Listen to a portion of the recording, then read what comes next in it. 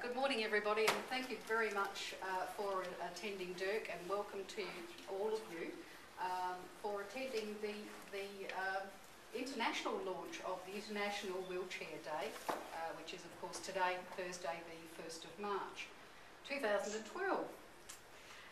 First of all, I'd like to acknowledge the Ghana people, being the traditional owners here of the Adelaide Plains. And I'd also like to thank the Minister for Disability, Mr. Hunter, for attending, and also the D4D representative, Vincent, for also being in attendance, and also Mr. Steve Wilkinson, who was the instigator of the International Wheelchair Day in the first place a couple of years ago, I believe. Yes, and now has branched out to many areas of the globe, and we're very proud to actually be hosting the international launch here at DIRC. The objectives of International Wheelchair Day, there's really three objectives that I wanted to set about, and it's a day of celebration. Kelly will probably endorse this, that having a wheelchair is a positive thing and helps us get around. And so it's a day of celebration for wheelchair users to see the positive impact the wheelchair has had on their lives. It's a day of celebration to recognise all the people who do great work throughout the world to make the world a better place for people who use wheelchairs. It's a day of thought that I would like everybody who isn't a wheelchair to think about the fact that there are tens of millions of people in the world who don't have a wheelchair and need one. Thank you for that kind introduction and for inviting me to attend today's launch of the International Wheelchair Day in Adelaide, the first in the world. Yep. And Nepal to follow very shortly. It's a great pleasure to be here, and I'm told that this is the first time we've actually celebrated the event outside of the UK. It's another first for Adelaide.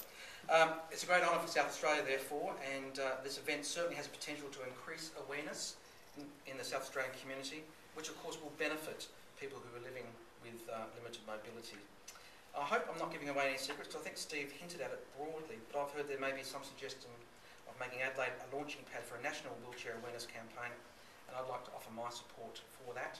And Kelly, perhaps we might work together for International Wheelchair Day next year. That would make sense. That would be a fantastic thing to do. International Wheelchair Day is not just about wheelchairs, but about wheelchair users, and about the difference that an appropriate wheelchair makes to their lives. And I say appropriate wheelchair because, as we all know, we've got a long way to go before every South Australian, and indeed every Australian who requires a wheelchair has access to not just a wheelchair, but one that is actually suitable to their health and their needs. I would also like to acknowledge the importance of this being an international event, because similar to the traditional owners of this land, there are many other countries that are doing far worse off than we are here in Australia. I presume particularly in somewhere like Nepal. I haven't been to Nepal, it's hard to tell, but I would presume that they've got a long way to go, so it's very heartening to hear that they'll have their march happening. I think we've also got a long way to go in acknowledging that it's not only about providing access to society and buildings and so on for people in wheelchairs, it's also about elderly people on GoFers or walking frames, it's about parents with prams, it's about people with temporary disabilities such as crutches. So while the wheelchair is a great symbol for these needs being met, it's important to remember that this is not the only sector that does require these supports. So with those few brief words, I'm very pleased to be here. I look forward to working with Ian and with Steve to improve the situation for people using wheelchairs and all kinds of mobility aids, both in Australia and nationally, as is in sync with this event. And very pleased to announce International Wheelchair officially launched. Yes. I'd like to invite Gail Miller up just to say a few words about her project. I'm going to talk a little bit about the International Wheelchair Club in a moment, but Gail has been working in producing a book called What We're Wheelie Like, and Kelly has been involved in putting that book together. And it's a fun book in some ways, because it highlights the sort of ridiculous situations we often get into, but it's very educational. So I'd like to invite Gail to talk a little bit about a book. Gail Miller.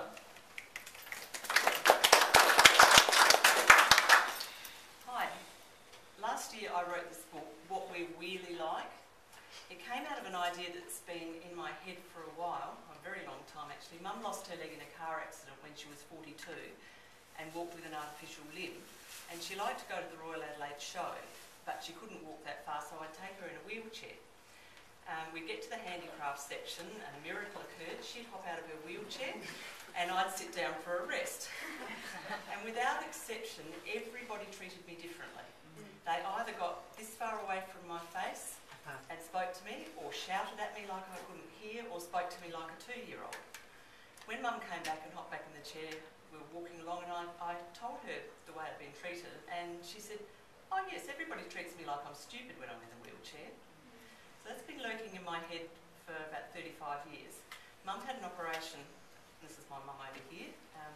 Mum had an operation about 4 years ago that was essential, but left her with paralysis. So she's now in a wheelchair full time and has a whole different set of issues than just on our excursions. So it occurred to me that probably everybody else in a wheelchair has an issue too that may not necessarily be positive. So I interviewed 10 people aged 18 to 79, got their views, males and females. Thanks to technology, I interviewed one guy from New South Wales on Skype. They had varying reasons for being in wheelchairs. It was very interesting.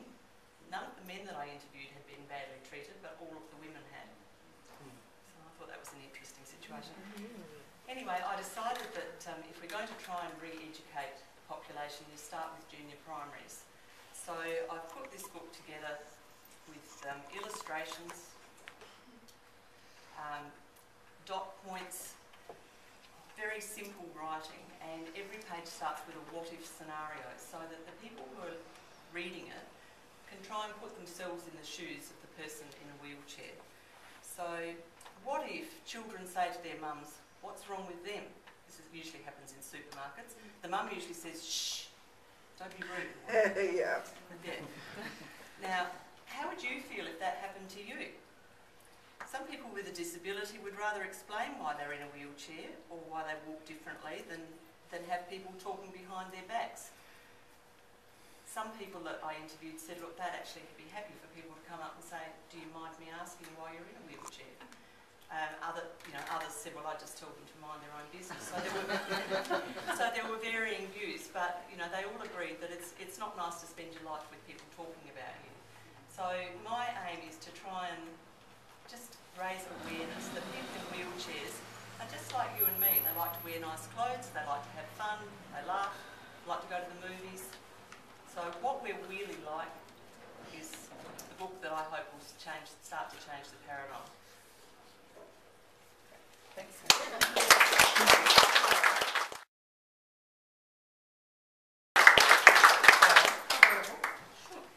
Steve, how do you reckon that looks like? I know it's weird, isn't it?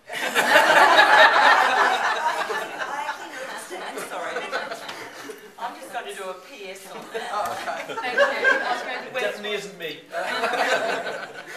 When I was looking at a picture that Steve has recently put on Facebook, he's sitting on a bridge with his arms raised in the air, and I yelled out to my husband, "Come and have a look at this." And I said, "Who does that look like?" And it's a male version of the picture on the front of this book. Somebody with a bit more hair. Yeah, absolutely amazing. Okay, well that's great. Thank you, Gail. And I think that fits into a project that it's about collaboration and people working together, and that's what I've done in officially launching today the International Wheelchair Club.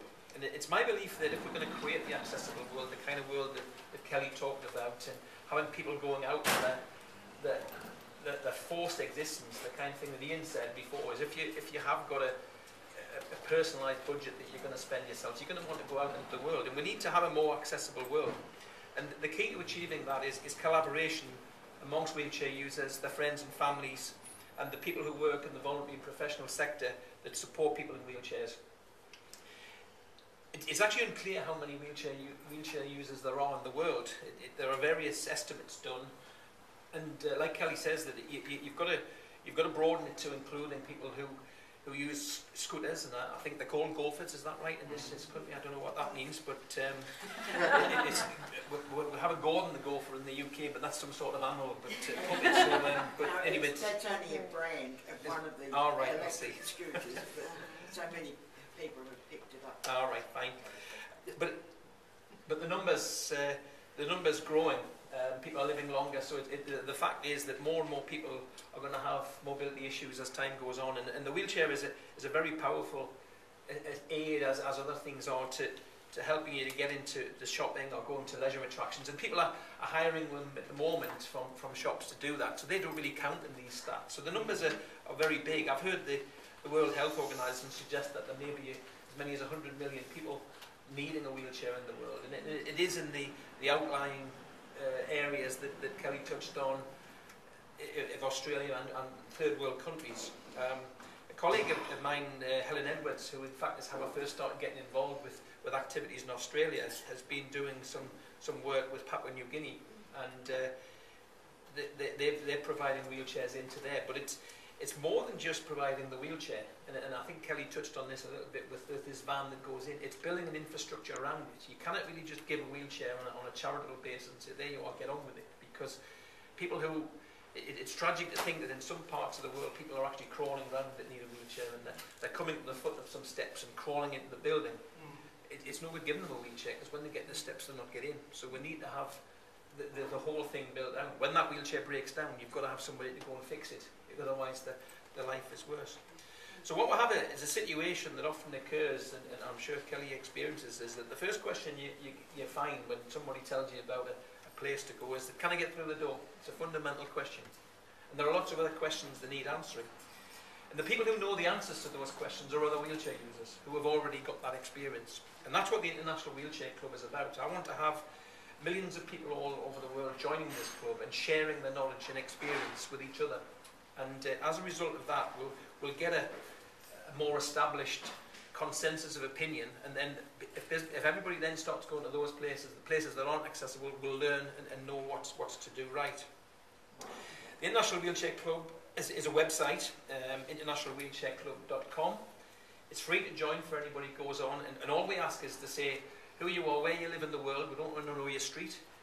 We need a contact address, an email address, so we can get in touch with you to tell you what's going on. And we launched it a few weeks ago. We've only got low 20s now, but really it's the official launch today. My target is to have 1 million members with 1 million places recommended by 2014.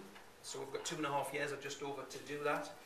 And I think if we can achieve that, it sort of gets the mindset thinking about all the issues that we've talked about, that Ian's talked about, with how you spend your time with your money, how you get into places and all parts of the world that Kelly touched on.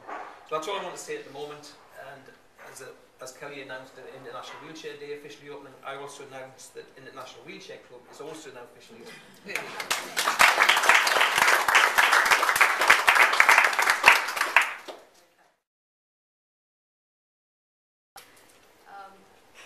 Thank you very much for everybody attending.